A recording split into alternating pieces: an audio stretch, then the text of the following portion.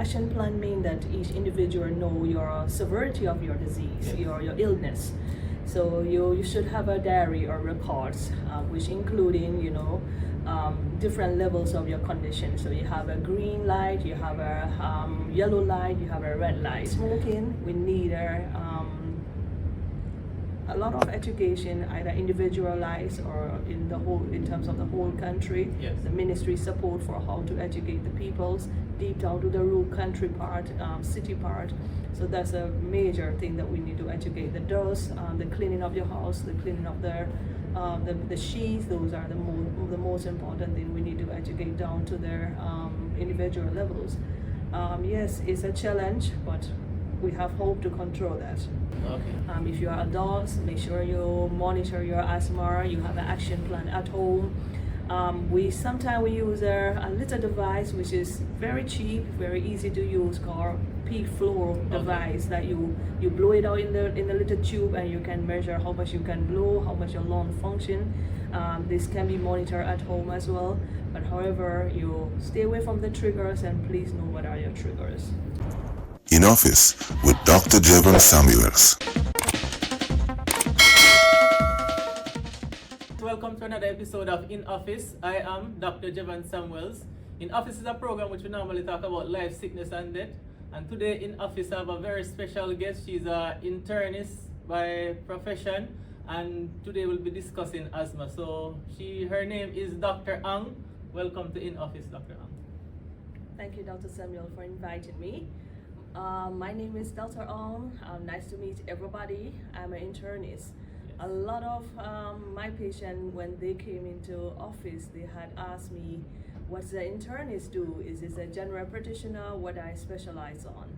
So I'm an internist. We specialize in internal medicine, which is managing hypertensive, diabetic, stroke, heart issue, also a kidney issue, and also respiratory issues.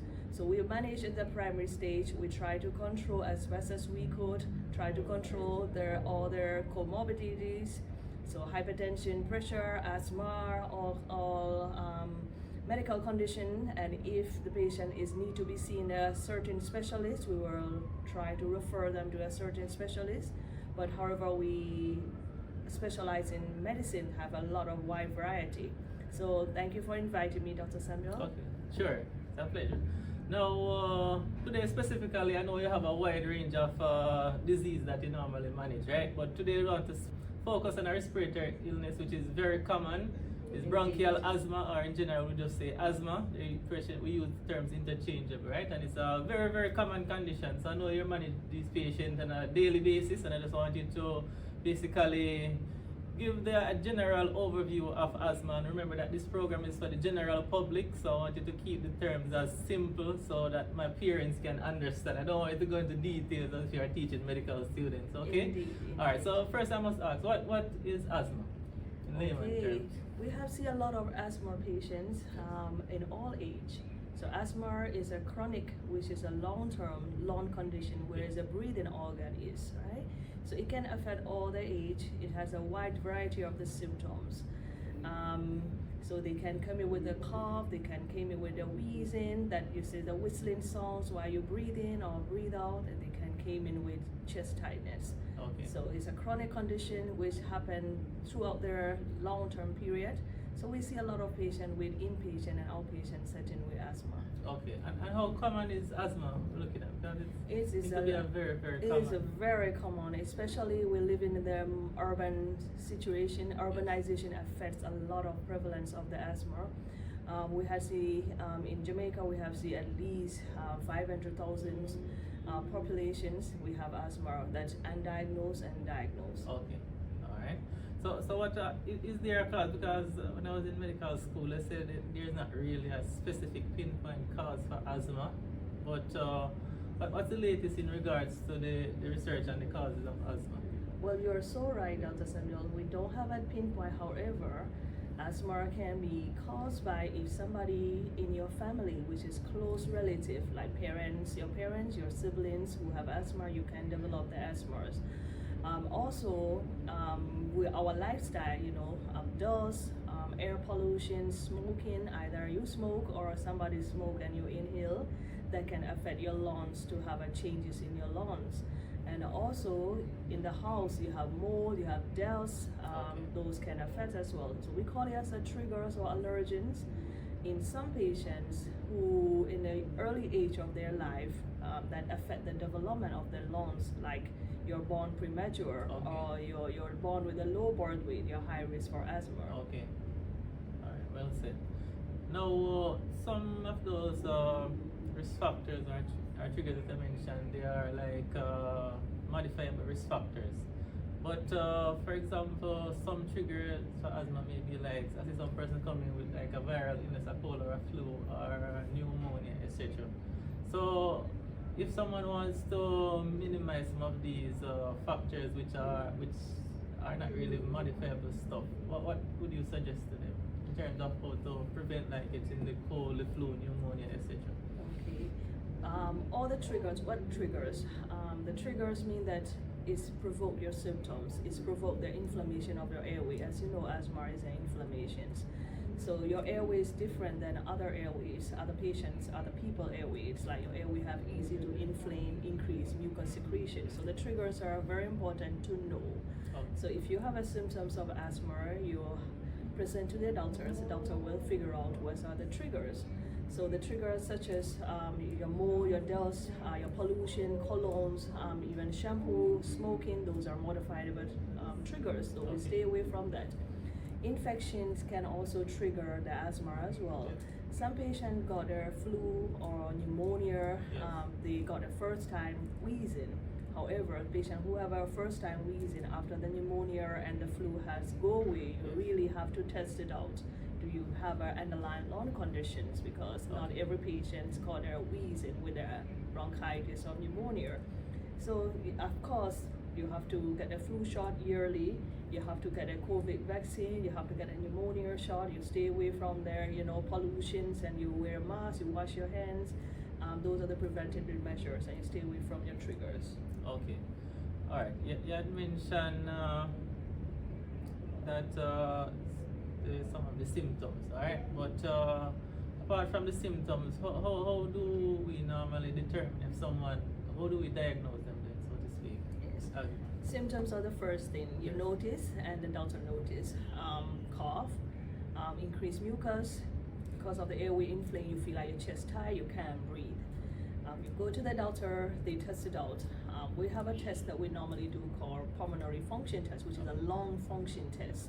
And then we ask you to breathe in, breathe out. We measure all the waves, and then we see if you have asthma or if you have another lung condition called chronic obstructive airway disease, which is COPD, caused in the smokers. So we could do that test properly. So coming to the doctors and figure out properly.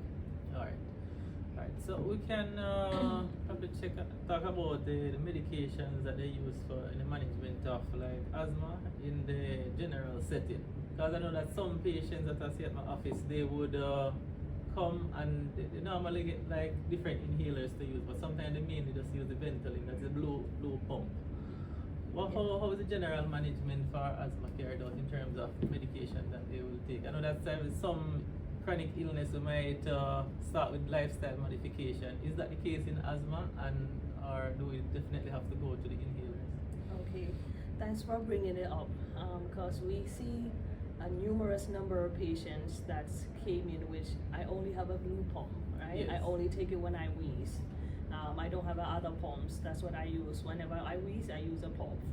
This is not the proper way how to control or how to manage the asthma. As all we know, asthma is a chronic disease.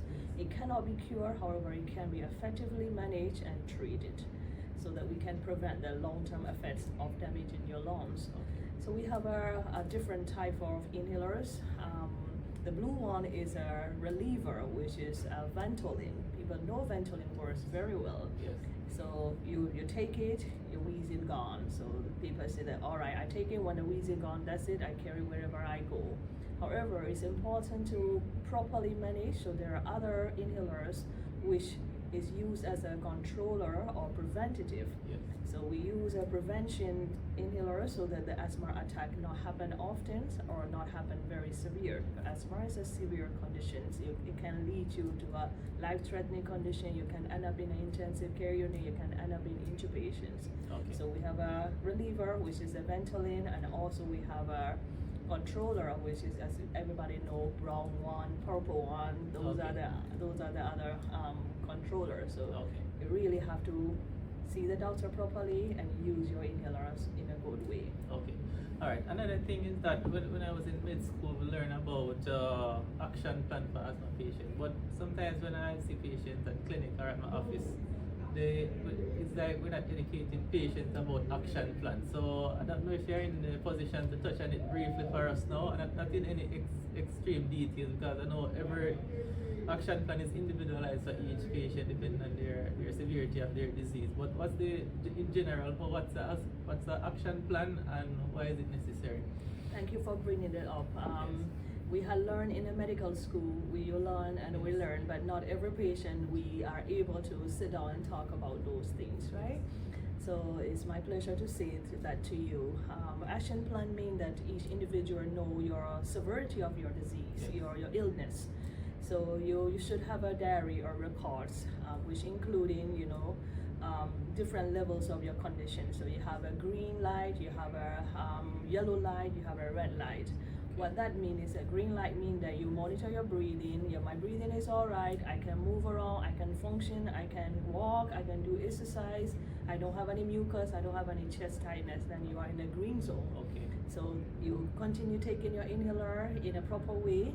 Inhaler can use by mouth or you can use by spacer. You use it every day. All right, so when you are in the yellow zone or the orange zone, people say that time you start feeling a little bit breathlessness. When you walk, when you do exercise, when you run, you feel chest tight, you have cough, you have started feeling the wheezing. But however, the red light means that you need to go to the emergency room, you need to get a medical attention. But that time your breathing get harder, your wheezing consistent, you're taking your pump, you're taking your blue pump, it not help. You're taking the blue pump more than 1, 2, 3, it not help. That's a red zone. So you really need to go to the doctor at that time. Immediately. Immediately. Sometimes some patients we tell them to go to the doctor and they think, oh, if they can go the day after. So Exactly. in general, if a doctor requests that as in refer you to the A&E department, it means that you should go same day or same day. time and not the day after, because I've seen Right. that person come to A&E referral like the day after, Right. right? No, so so since you made mention of the action plan, so the green zone is normally comfortable when patient comfortable at home. The orange zone is when they can actually manage their symptoms at home. So now let's specifically talk about the red zone when they present at the hospital. What are some of the treatment plan that they might expect at the hospital? Because I know that some patients are admitted, some are treated in the asthma bay in the emergency room and sent home. Yes. You can elaborate a little on this as in layman terms, what are some of the treatments that they will get there? Yes. So as you know, we have a lot of dust in Jamaica. Recently we have a Saharan dust. So a lot of patients who have a lung condition and have come into emergency room. So if you are in the red zone, don't wait until the Monday come in or first thing in the Monday come to the hospital or emergency room early, because you will need a nebulization. Because you are in the red zone, your inhalers are not working at all. You need a nebulization with the machines. So in the emergency room, we assess your conditions, your breathing rate, your vitals, and also your background history. If you are a bad asthma patient, like you have a serious history in the past, like you needed an intubation, you needed an admission. So those you are in the category as a more severe patient. So they nebulize you, 1 time, 2 times, 3 times. If your wheezing settled down, they will let you come out. However, if you're not settled down, you will need a nebulization in a more frequent rate. You will need a steroid, which is to reduce your inflammation by admitting to the hospital. So it's very important for you to come as early as possible when you realize that things are not working at home. Okay, good. And I want to make mention to the public that asthma, even sometimes some persons may be managing A&E, actually have worst case situation in which some persons end up at ICU.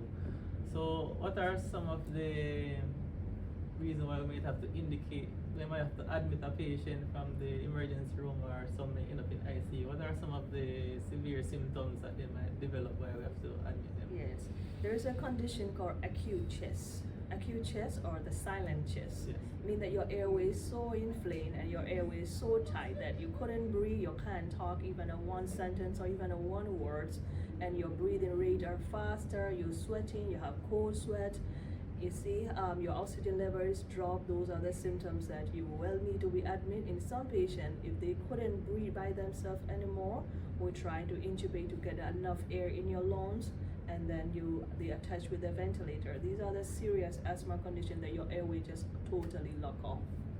All right. So well said, Dr. Ang. So as you can see, actually, it's a deadly condition which Exactly. is mistakes.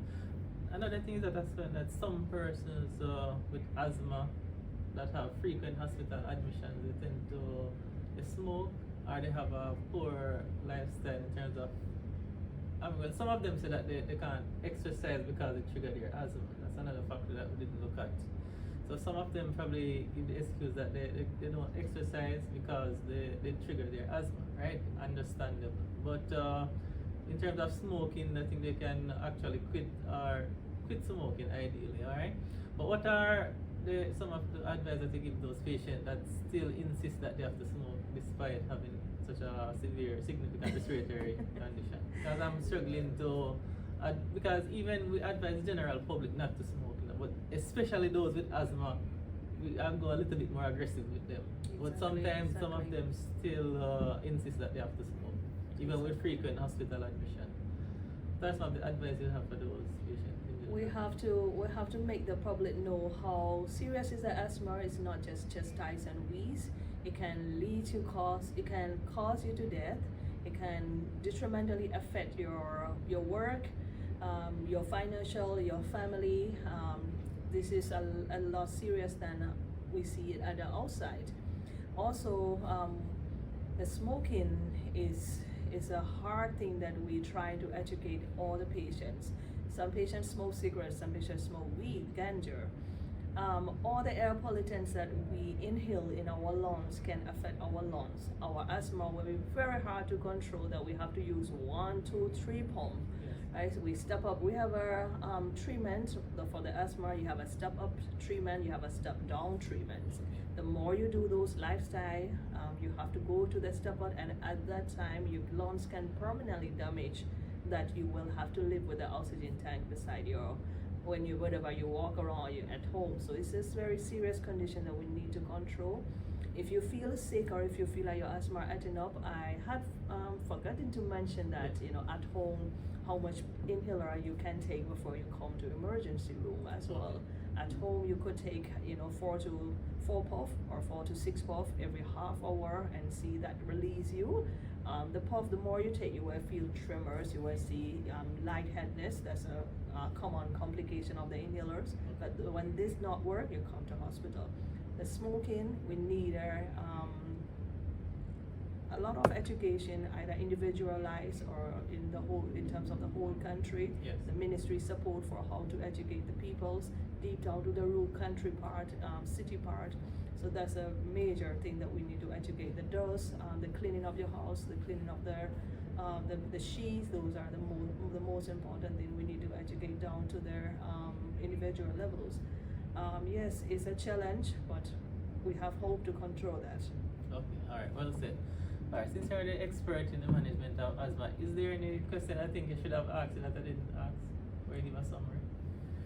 Okay, I think we have covered a lot of areas.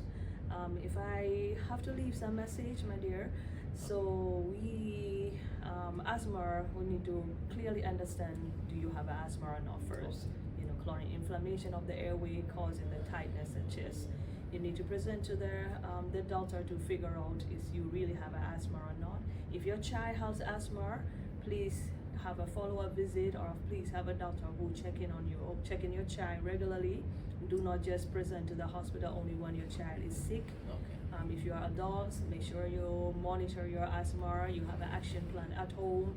Sometimes we use a little device which is very cheap, very easy to use, called peak flow device that you blow it out in the little tube, and you can measure how much you can blow, how much your lung function. This can be monitored at home as well. But however, you stay away from the triggers, and please know what are your triggers. Okay. All right. Well said. So at the end of the session, I normally allow my guests to tell the public where if you're located, the office information. So this is your time to kind of tell the public where to find if you want to manage these conditions that you manage that are listed earlier. Okay. All right. I am located in Kingston Public Hospital. If the patient present to the hospital, we will try to control inpatients. My offices are also at Darrowbin Medical Center at Darrowbin Road, and also at Ligor Business Centers at Waterloo, Upper Waterloo Road. Okay. Those are two of my offices that I practice as a private practice. Okay. All right. Well said, Dr. Ang. So Dr. Ang is actually one of those highly rated internists, young internists, and it's my pleasure to have invited her on this show today. Right. So until next time, stay tuned. Stay tuned. Thank you for having me. Good, sure. Be sure to subscribe for more informative contents on life, sickness, and death.